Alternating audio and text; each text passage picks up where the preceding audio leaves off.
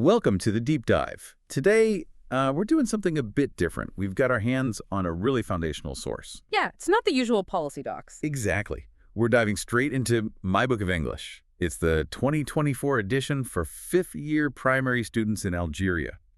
5PS, they call it. And it's a fascinating chance to see how a country introduces English, right from the start. That's the plan.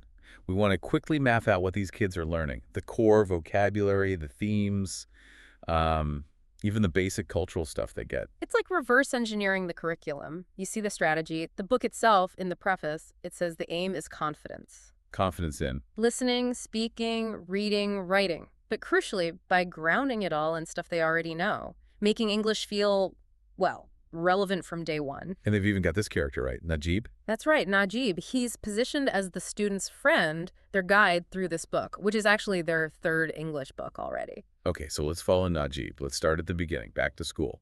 Right, the back to school section, before the main units kick in. So what are the absolute first things? Is it, hello, how are you? Actually, no. It's more structural initially. They focus on numbers and shapes. Numbers and shapes. Okay. Yeah, getting that basic literacy down. So ordinal numbers, first, second, third, up to 10th. Got it. Sequencing. Exactly. And then cardinal numbers, 0 all the way up to 100.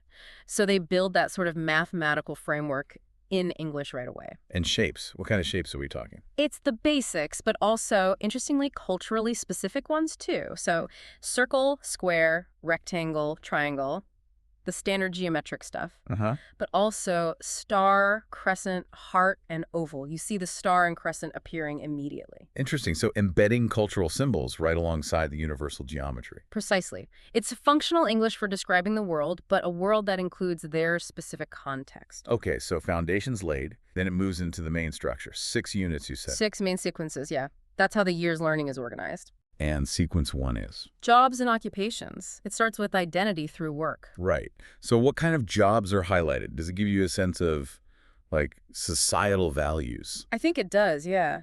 The list is, it's broad. You've got teacher, engineer, surgeon, the sort of professions you'd expect. Sure. But right alongside them, with equal weight, are barber, potter, gardener, dustman, fireman. Huh.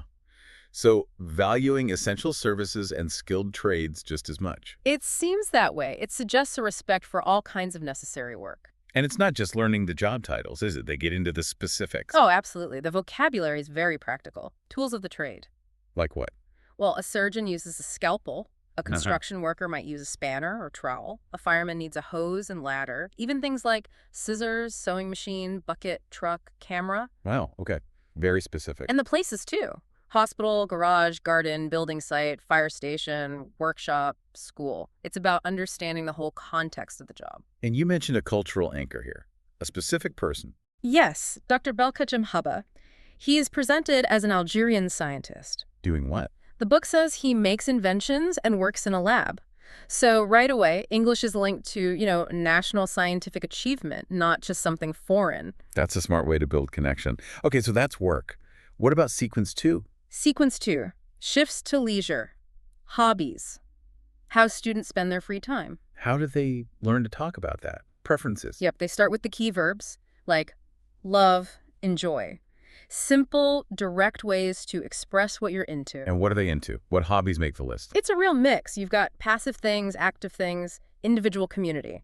So playing football, playing chess, reading books, painting, watching TV. Standard stuff. Pretty standard. Also playing the violin, using computers, surfing the web, flying a kite. So a bit of tech, a bit of traditional. Okay. But then there's the more active side. Camping, riding a bicycle or a horse, fishing, skiing, making puppets, knitting, feeding animals. Quite diverse. Very. And then there's a really interesting one. Being a scout? A scout. Specifically. Yes. And the vocabulary associated with it is about community action, helping children in need, offering food, clothes, toys, even cleaning the forest. Wow. So they're explicitly teaching civic responsibility through English vocabulary. It really looks that way. You learn the word for painting right alongside the phrase for helping children in need. It seems intentional. Building active citizens, not just passive language learners. It's quite sophisticated for a primary level. Yeah. Okay, so they know who they are, what they like, where do they fit in the world. Sequence 3. Sequence 3, hometown, grounding them geographically. Makes sense. What kind of location words do they learn? The basics first. City, town, village, seaside town, countryside. And directions.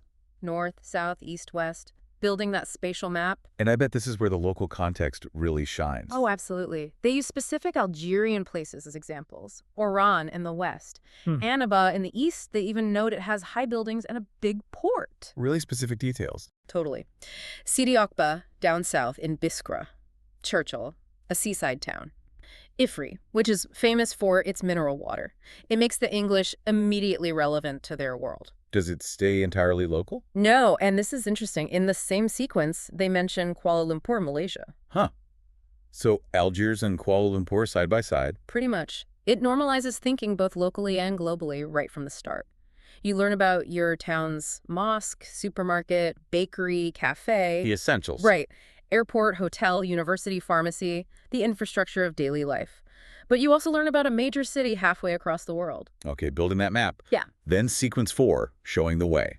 I assume this is about navigation. Exactly. Moving from static places to giving directions. Go straight ahead, walk straight, turn right, turn left. Practical stuff. Very. And relative positions. Opposite, next to, near, far, at the corner. You know, the language you actually need to get around. Now, you mentioned earlier how practical this book is. Does safety come into play here? Yeah. Like road safety? Hugely. It's a major focus of this sequence. The vocabulary is explicit. Traffic lights, pavement, zebra crossing, crosswalk. And rules. Oh, yeah. Big, bold commands. Stop. Red means stop. Green means go. Yellow means drive slow. Do not run on the road. Walk on the pavement.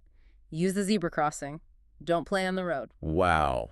No ambiguity there. Got none. It's about survival skills in English, essentially. Functional safety language is key. Given this focus on the physical world, does it touch on, say, digital safety at all? Or is it purely about streets and traffic? Based on this sequence, it's entirely focused on the physical environment. Road safety is paramount. Maybe digital citizenship comes later, but here it's about navigating the town safely. Got it. Okay, sequences 5 and 6 move beyond the home count. Right. Towards aspiration, movement, bigger horizons. Sequence 5 is traveling. How do they learn to talk about travel? Modes of transport? Yep, the standard ways. By train, bus, plane, car, boat, taxi. Covers all the bases. And the destinations. Where are they imagining going? This is another fascinating mix, international and domestic. So internationally, they feature London. Landmarks. Oh, yes. Tower of London, Tower Bridge, Big Ben, even Fish and Chips Corner gets a mention. Ah, classic. Anywhere else global? Japan, specifically Nagoya and Tokyo, suggest maybe a focus on global hubs, perhaps commerce or just aspirational travel. Interesting choices. And domestically. This is where it gets really rich again. They highlight specific Algerian destinations known for their beauty or history. Busada, the city of beautiful oases. Oued South, the city of thousand domes. Evocative descriptions.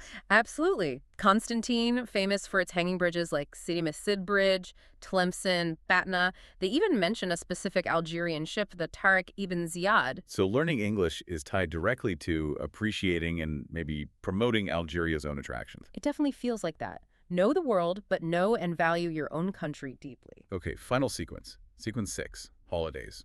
Tying it all together. Pretty much. It brings in the seasons summer, winter, spring, autumn, and activities associated with holidays. Like beach trips.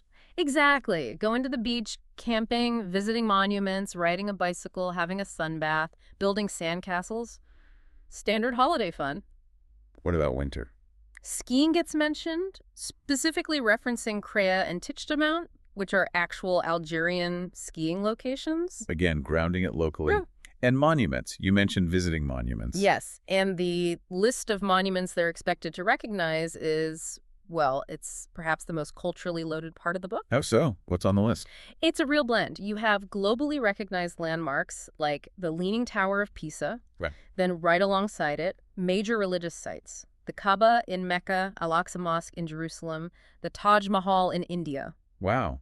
That's significant cultural and religious literacy being taught. It is. And then, crucially, these global and religious icons are presented next to key Algerian national symbols. Such as? Jama el Jazair, the Great Mosque of Algiers, which is a huge modern landmark. And Maqam Kahid, the Martyrs Monument, which is central to Algerian national identity and memory. So Pisa, the Kaaba, and the Martyrs Monument, all taught together using the same English vocabulary. Exactly, giving them equal weight in the context of learning English names for important places.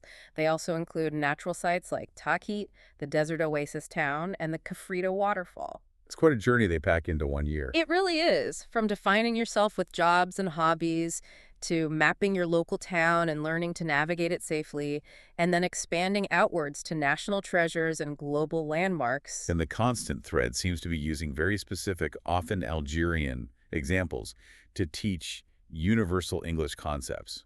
That's the core strategy, I think. Make the language feel real, useful, and connected to their identity from the very beginning. So the takeaway for you, listening, is this detailed map of what a fifth-grade student in Algeria is absorbing as their foundation in English.